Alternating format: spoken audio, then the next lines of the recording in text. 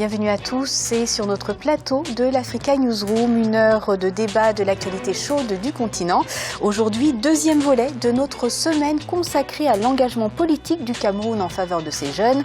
Un deuxième volet qui va porter un regard sur les nouvelles stratégies mises en place sur le gouvernement camerounais pour favoriser l'accès des jeunes à l'emploi. Également au programme de cette émission, une avancée diplomatique de taille au Burundi. Le gouvernement de Pierre Nkurunziza s'engage, après des mois d'une crise socio-politique, à enfin ouvrir un dialogue inclusif. Et puis le dialogue politique convoqué par le président Joseph Kabila n'est pas encore acquis en République démocratique du Congo.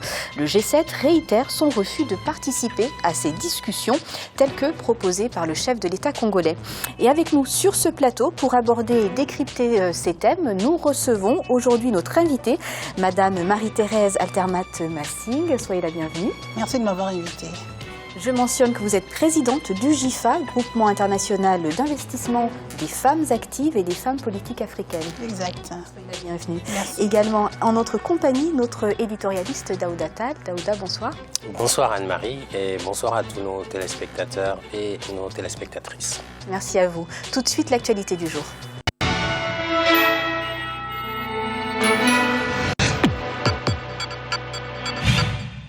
La médiation de Ban Ki-moon aura porté ses fruits. La visite de 48 heures au Burundi du secrétaire général des Nations Unies aura ouvert une brèche de taille dans la politique, jusqu'à présent assez hostile, du gouvernement burundais. Le président Pierre Nkurunziza s'est engagé ce mardi à baliser la voie d'un dialogue inclusif, c'est-à-dire incluant l'opposition, en vue de convenir d'un calendrier électoral et surtout de ramener la paix dans ce pays des Grands Lacs déchiré par près d'un an de violence. Les précisions de Gladys Wamba. Dialogue inclusif accepté par le président burundais Pierre Nkurunziza. En visite au Burundi les 22 et 23 février 2016, le secrétaire général de l'Organisation des Nations Unies, Ban Ki-moon, a obtenu l'engagement du président Pierre Nkurunziza pour un dialogue inclusif avec l'opposition. Depuis la réélection du chef de l'État Pierre Nkurunziza pour un troisième mandat en avril 2015, le Burundi est plongé dans une crise politique. Ban Ki-moon était venu au Burundi pour s'enquérir de la situation. Il a vu comment il a été accueilli au Burundi et il a échangé avec le président et les échanges, c'était excellent. Donc pour vous dire que Ban Ki-moon a été très content de voir l'état de la situation au Burundi et l'état de l'évolution de la situation sécuritaire au Burundi. Et pour vous dire que la visite de Ban Ki-moon a été pour nous une très bonne occasion pour montrer que le Burundi est un pays de paix, malgré les attaques des terroristes. Aucune précision n'a été donnée quant aux participants à ce dialogue politique. Le président Pierre Nkurunziza se dit prêt à dialoguer avec tous les acteurs politiques du pays, sauf ceux engagés dans des actes qu'il qualifie de déstabilisation. L'engagement à un dialogue inclusif semble salué par tous. La première leçon de cette visite, c'est que le langage de fermeté paye toujours face à un régime qui est un régime connu pour son autisme. Ban Ki-moon était venu avec deux objectifs: obtenir l'engagement du gouvernement pour la reprise des négociations à Kampala ou Arusha. Deuxièmement, obtenir la libération des prisonniers politiques et évidemment l'arrêt des crimes, des exécutions extrajudiciaires. Depuis le 20 février 2016, des mandats d'arrêt internationaux contre 15 personnalités burundaises, dont plusieurs leaders de l'opposition, ont été annulés et 2 radios privées fermées depuis mai 2015 ont été réouvertes par les autorités burundaises. Des éléments encourageants pour le dialogue inter-burundais, une délégation de 5 hautes personnalités africaines, dont 4 présidents, mandatés par l'Union africaine, devrait se rendre dans la capitale Bujumbura d'ici au 28 février 2016. Alors, Madame Altermat-Massing, la médiation onusienne aura finalement réussi là où celle de l'Union africaine a échoué ? Ben, disons cela. Peut-être que M. Ban Ki-moon, qui a quand même du charisme, qui a quand même un certain savoir-faire, qui a une parole qui est écoutée, qui est porté par tous, a pu faire ce que les autres n'ont pas pu. L'Union africaine, bon, ne disons pas qu'elle a échoué, mais elle n'a pas réussi quand même à ramener la paix. Quand on sait que le président du Burundi qui est là et qui s'incruste, il ira, c'est du genre à aller jusqu'au bout, c'est-à-dire du style jusqu'au boutisme. Il s'accroche au pouvoir malgré l'opposition, malgré la population qui le rejette. Et il est prêt même à aller jusqu'à la guerre civile pour maintenir le pouvoir. Donc disons quand même que bon, ben, c'est une petite victoire, mais il faut que la paix revienne et que les citoyens ne s'enlisent pas dans la guerre civile. Daouda, on parle donc d'une ouverture vers un dialogue inclusif. Est-ce qu'il est vraiment inclusif ce dialogue, puisque le gouvernement du Burundi refuse, s'oppose toujours à inclure une frange finalement de cette opposition? On pense notamment au Sénat-RED.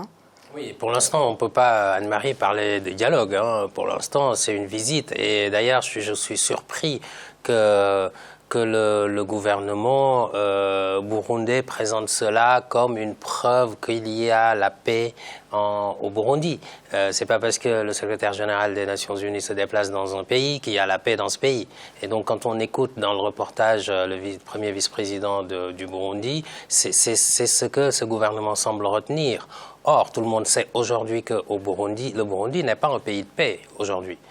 Ça, c'est une évidence. Donc, il ne faudrait pas qu'il y ait une sorte de récupération de cette visite de Ban Ki-moon pour en faire, en quelque sorte, pour se présenter sous une meilleure mine, alors qu'il y a des exactions quand même quasi quotidiennes. Alors justement, parlons des exactions. L'ONU, certaines ONG insistent pour l'envoi, en tout cas, d'une mission d'observation internationale pour enquêter sur les violations des droits humains.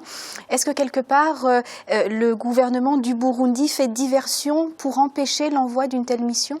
Oui, je le pense. De toute façon, Pierre Nkurunziza s'est complètement opposé à l'envoi d'une mission quelconque, que ce soit de maintien de la paix ou simplement une police, tout simplement, pour un petit peu surveiller ce qui s'y passe, que ce soit de la part de l'Union africaine ou de la part des Nations Unies.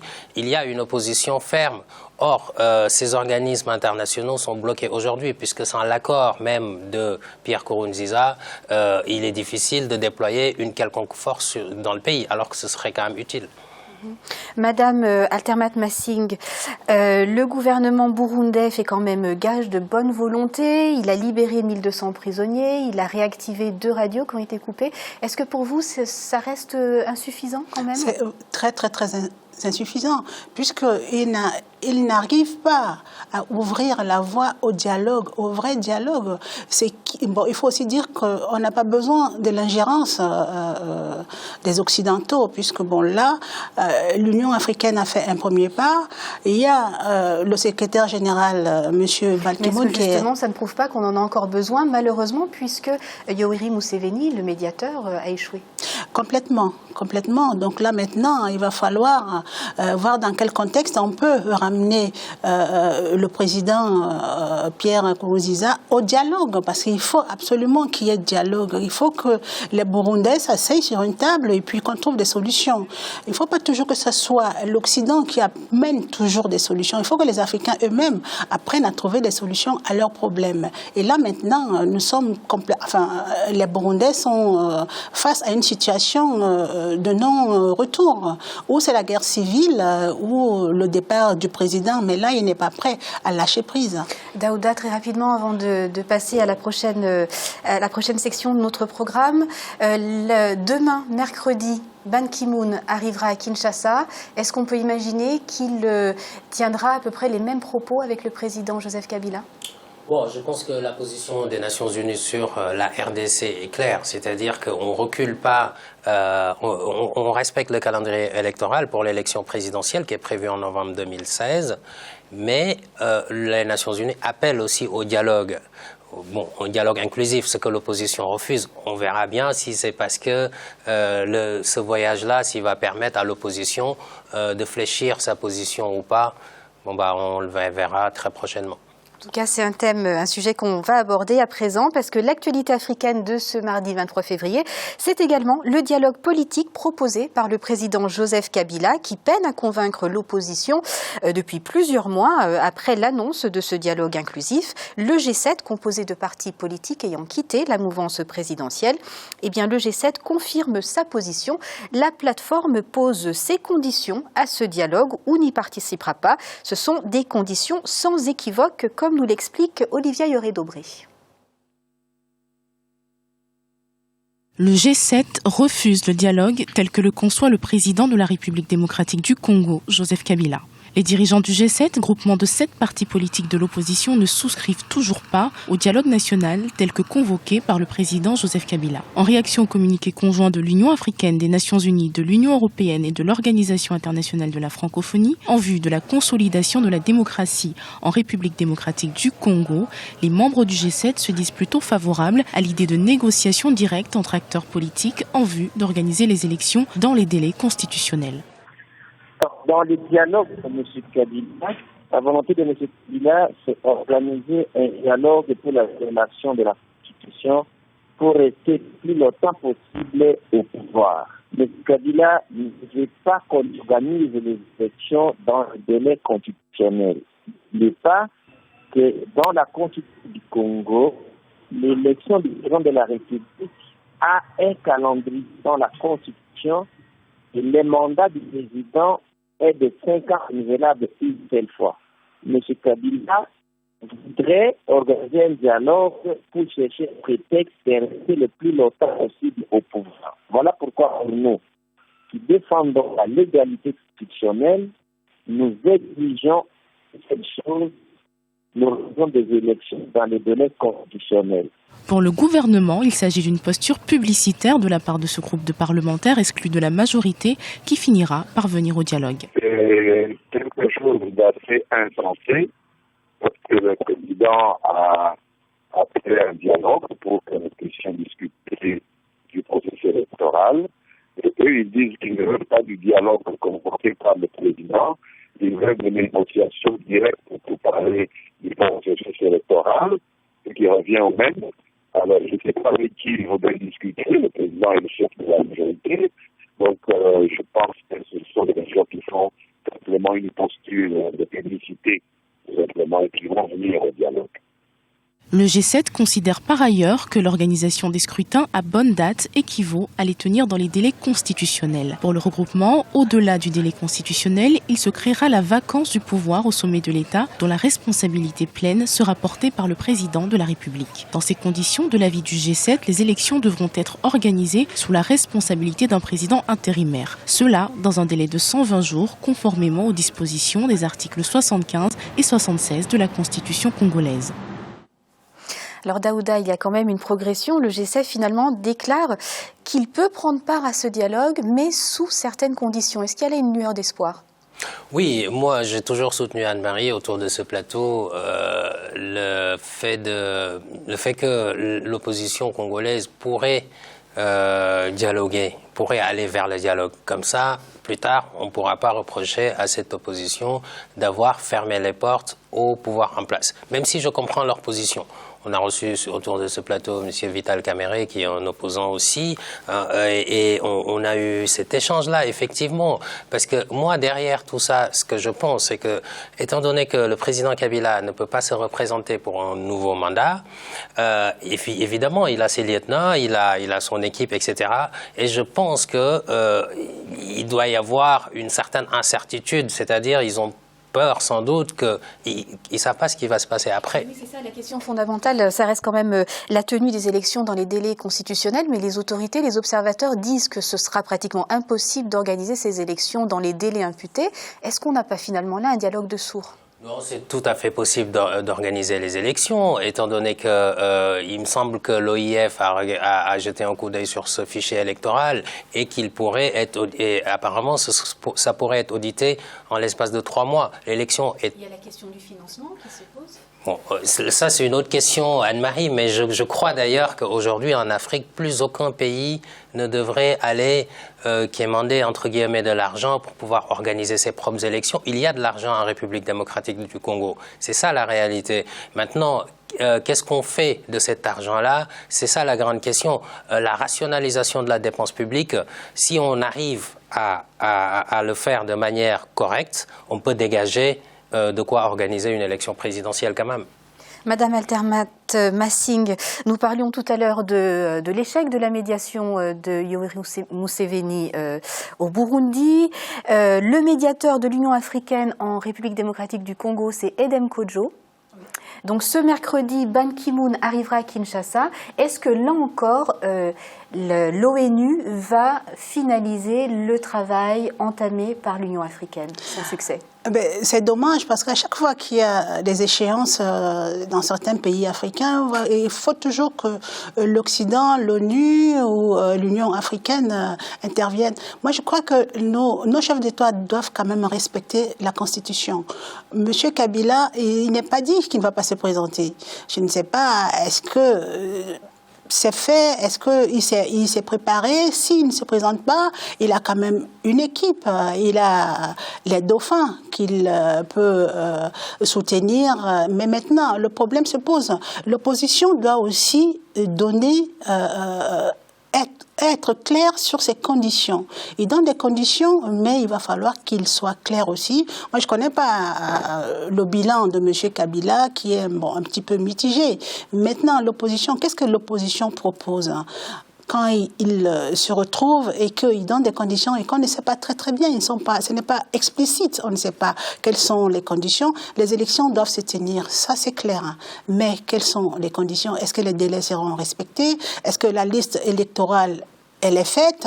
Est-ce que les cartes électorales ont été distribuées aux citoyens? Est-ce que tous les Congolais pourront voter? Si oui, dans quelles conditions? Moi, ce sont des questions qui sont vraiment fondamentales, qu'on doit connaître avant de poser les ultimatums. Daouda, l'Union européenne, l'ONU, plusieurs ONG, la francophonie, l'Organisation internationale de la francophonie était en RDC. Ils ont d'ailleurs fait paraître un communiqué. Donc urgent, les partis politiques à communiquer, à dialoguer avec Edem Kodjo. L'opposition a rétorqué à cette proposition que ces organisations auraient dû finalement plutôt s'occuper de la question de la violation des droits de l'homme dans ce pays. Qu'en pensez-vous? Oui, la question de la violation des droits. Pensez-vous sur la question de la tenue des élections? Les deux sont importantes, bien entendu. Les droits de l'homme, maintenant, ça dépend jusqu'à quel niveau, mais les deux sont importants. Mais je pense que la priorité, c'est quand même aussi le respect de la Constitution. La Constitution est au-dessus des lois. Le respect des droits de l'homme, est-ce qu'il est au-dessus du respect de la Constitution? Non, pas du tout. Je pense qu'on ne peut pas opposer les deux, d'ailleurs, de mon point de vue. Il faut à la fois faire des avancées en matière de sauvegarde des droits de l'homme, mais ça n'a rien à voir avec le calendrier électoral, parce que le calendrier électoral peut suivre son cours, l'élection présidentielle organisée comme l'a prévu la Constitution, ce qui n'empêche pas que le pouvoir en place, le gouvernement en place, surveille, en tout cas fasse des efforts dans tout ce qui est droit de l'homme. Et d'ailleurs, celui qui sera élu après 2016 devra aussi faire des efforts dans ce sens. S'il y a des élections. S'il y a des élections, mais les deux vont de pair de toute façon. Merci beaucoup. Merci à tous les deux. Nous allons à présent marquer une courte pause. L'Africa Newsroom reprend dans quelques instants.